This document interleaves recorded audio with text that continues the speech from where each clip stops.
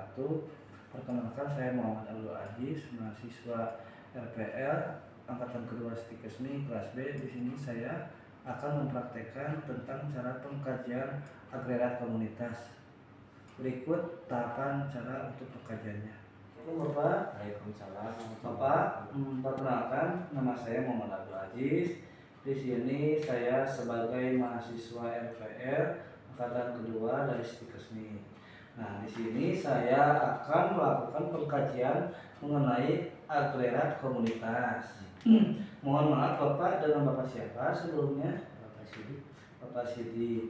Nah, di sini mungkin ada akan memakan cukup waktu lama untuk penyampaiannya, kurang lebih 10-15 menit. Apakah Bapak bersedia? Ya, Baiklah. Kalau begitu, saya sampaikan dulu ya Pak ya terkait agregat komunitas, yaitu suatu pengkajian agregat komunitas itu sendiri, pengumpulan data dari berbagai komunitas untuk mendapatkan gambaran yang lebih luas tentang suatu fenomena atau masalah kesehatan yang terjadi di lingkungan sekitar ya Pak. Nah, untuk metode pengkajiannya yang digunakan yaitu melalui wawancara seperti ini. Gitu. Mohon apakah benar Bapak ini tinggal di RW 4 Kampung Pamoyanan Bapak? Ya, benar. Oh iya. Nah Bapak, kalau boleh tahu nama Bapak, nama lengkapnya siapa ya Pak? Muhammad Sidi. Bapak Muhammad Sidi. Bapak di sini ya wawancara terkait dengan kondisi lingkungan dan masalah kesehatan yang ada di sini. Nah, sesuai data dari Dinas Kesehatan bahwa di wilayah alamat ini ternyata rentan yang terkena penyakit ya Pak ya, stunting pada balita. Apakah Bapak pernah mendengar tentang penyakit stunting sebelumnya Pak? Ya, pernah. Pernah. Kalau sudah bersedia ya tadi, nah Bapak yang pertama kan sudah tinggal lama ya di wilayah ini Pak. Ya. Nah ini kalau boleh tahu terkait dengan sejarahnya Pak, kenapa wilayah ini disebut Kampung Pamoyanan Pak? Barangkali sedikit atau banyak yang Bapak tahu tentang sejarah itu. Nah, baik ya Pak ya. Jadi dulu itu Pamoyanan, ini tempat berjemurnya bara putih. Berjemur itu bahasa Sunda atau daerah sini tuh Moyan Pak. Jadi tempat berjemur itu Pamoyanan Pak. Jadilah kampung ini dinamai Pamoyanan. Oh baik Pak, menarik juga ya Pak. Terus Bapak tahu nggak kisaran kira-kira luas wilayah Kampung Pamoyanan ini ada berapa?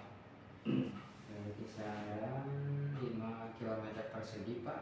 Oh, di sini kan saya akan mengkaji tentang stunting ya Pak, terkait batasan wilayah. Itu desa apa ya Pak di sini? Jadi ada juga utara perbatasan dengan desa Bojongmerah. Ya. Setelah itu dengan desa Sukamaju. Ya.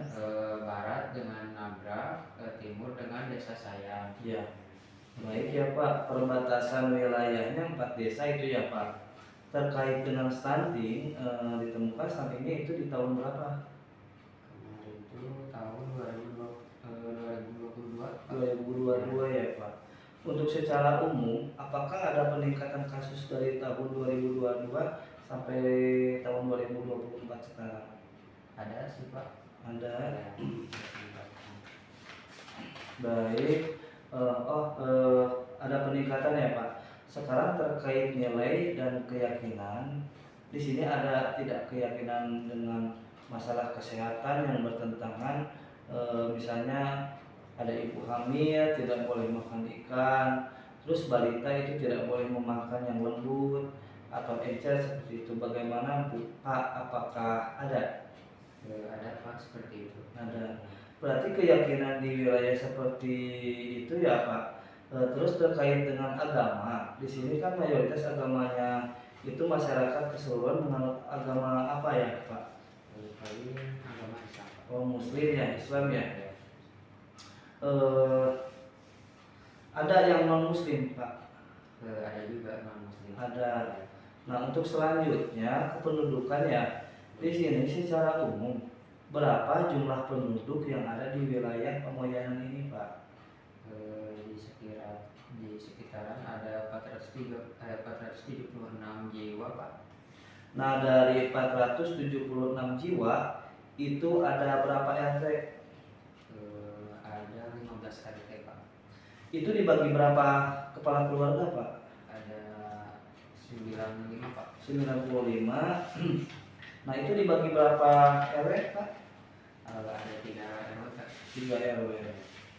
Baik, Bapak, di sini saya akan membahas tentang stunting ya. Data keseluruhan balita itu ada berapa, Pak, di wilayah Bapak? Ada sekitaran 70 balita. Untuk perbandingan antara laki-laki dan perempuan lebih banyak mana, Pak? Perempuan sih, Pak. Perempuan. Nah, tadi kan secara keseluruhan pada balita kan 70 ya. Ya.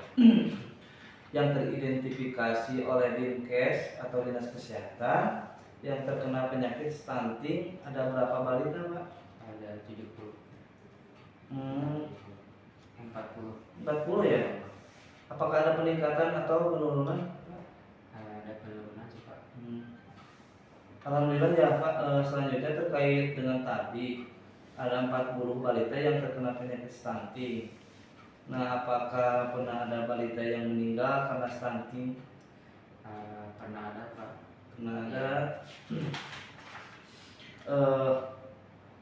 Pernah ada ya, Pak. Terus terkait tentang persepsi masyarakat mengenai adanya penyakit stunting ini, apakah bahaya atau tidak menurut mereka, Pak? Tidak sih. Tidak. Jadi seperti seakan menyepelekan atau terkait lingkungan fisik. Untuk ini 3 hari ke belakang saya sudah mengobservasi ya, Pak. Lingkungan ternyata rumahnya saling berdempetan, mungkin karena penduduknya yang padat. Untuk kebersihannya terjaga. Pak. Masih ada nggak masyarakat yang membuang sampah secara sembarangan, Pak? Kalau itu masih ada, Pak. Nah, untuk pemecahan di lingkungannya, apakah tersorot matahari? Iya, tersorot. Untuk airnya berasal dari mana ya, Pak? Ada yang menggunakan PDAM, ada juga yang menggunakan air sumur, Pak. Ada keluhan mengenai keberadaan air, Pak? Tidak ada. Tidak ada. Baik. Terus untuk jamban atau WC, apakah sudah permanen? Iya, sudah permanen. Rata-rata sudah punya WC di rumahnya masing-masing. Terkait dengan pelayanan kesehatan, ya, Pak, kayak pelayanan sosial di sini itu jika ada masyarakat sakit suka berobat kemana? Mereka suka berobat ke puskesmas, Pak.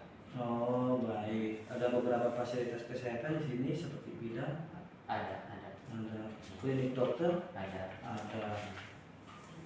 Baik. Kalau puskesmas terdekat itu ada berapa ya, Pak? Ada 1 aja. Rumah sakit apakah terjangkau jaraknya? Ya, terjangkau. Baik, Pak.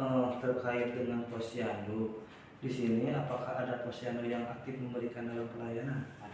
Ada. Baik, mereka memberikan pelayanan apa saja?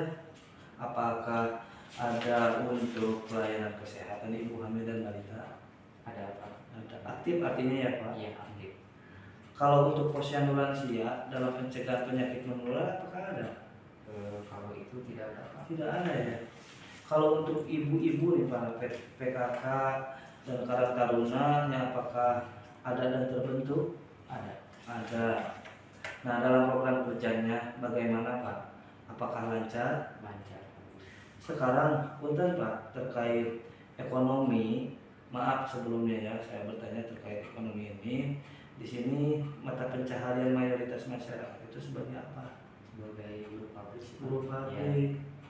Terkait pendapatannya rata-rata berapa masyarakat di sini? Kalau itu sih tergantung ya, Pak ya. Ada yang di atas 2 juta, Pak. Kalau enggak ada yang di bawah 2 juta sih, Pak. Tapi kebanyakannya bagaimana, Pak? Di atas 2 Di juta atas. sih. Untuk dalam segi keamanan di sini, apakah ada program sistemik atau posmonda? Ada. Ada jadwal rutinnya, Pak? Ada. Beraktivitas menggunakan apa? memakai motor sih, Pak. Menggunakan motor. Pernah ada nggak Pak kejadian kecelakaan karena menggunakan kendaraan bermotor? Ada, Pak. Ada. Dalam program kesehatan dari pemerintah untuk masyarakat, apakah sudah tersentuh seperti pendataan atau pembuatan BPJS seperti itu Pak? Sudah, Pak. Kalau mengenai pencegahan stunting ini, apakah sudah ada programnya Pak? Baru-baru ini ada, Pak. Ada. Iya. Kemudian terkait dengan bahasa di sini menggunakan bahasa Campuran sih, Pak. Ada Sunda, ada juga Indonesia juga. Oh. Kalau saya misalnya akan melakukan penyuluhan ya, terus saya pakai bahasa Indonesia, apakah masyarakat akan mengerti dan paham? Karena saya belum pasti Pak dalam bahasa Sunda. Paham sih, Pak, insya Allah. Baik, kalau ada informasi mengenai posyandu atau yang lainnya, bagaimana cara Bapak menyampaikan informasi kepada masyarakat? Saya informasikan lewat grup WA sih, Pak. Ya, kalau semisalnya ini ada hal darurat, misalnya kebakaran, apakah diumumkan lewat WA juga? Enggak, kalau itu saya umumkan di pengeras suara di masjid, Pak. Nah sekarang terkait pendidikan, rata-rata kan secara umum di sini masyarakat berpendidikan lulusan apa? Lulusan SMA, Pak. SMA. Terus kalau Bapak sendiri yang memiliki balita, apakah sama SMA? Campuran, Pak, ada lulusan SMP ataupun SMA. Iya. Di sini apakah pernah ada penyuluhan terkait kesehatan? Pernah ada. Pernah ada. Seperti apa? Kayak penyuluhan tentang hipertensi atau DBD. Kalau stunting apa sudah ada? Belum ada, Pak. Belum ada. Begitu ya Pak. Nah ini menjadi bekal bagi kami ya Pak, untuk melakukan suatu evaluasi ke depannya. Kami akan melakukan kegiatan apa terkait tentang stunting ini.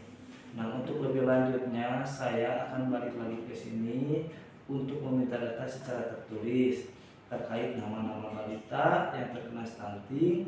Bagaimana? Apakah Bapak berkenan? Ya boleh, Pak, silakan saja. Kalau boleh, nanti saya akan datang lagi. Untuk waktunya kapan ya Pak? Hari ini saja, Pak. Pukul berapa? Pokoknya jam 10-an saja, Pukul Pak. 10. Baik Bapak, mungkin saya rasa cukup untuk pertemuan saat ini. Terima kasih atas waktu dan kesempatannya. Saya ucapkan terima kasih. Saya pamit. Assalamualaikum warahmatullahi wabarakatuh. Waalaikumsalam.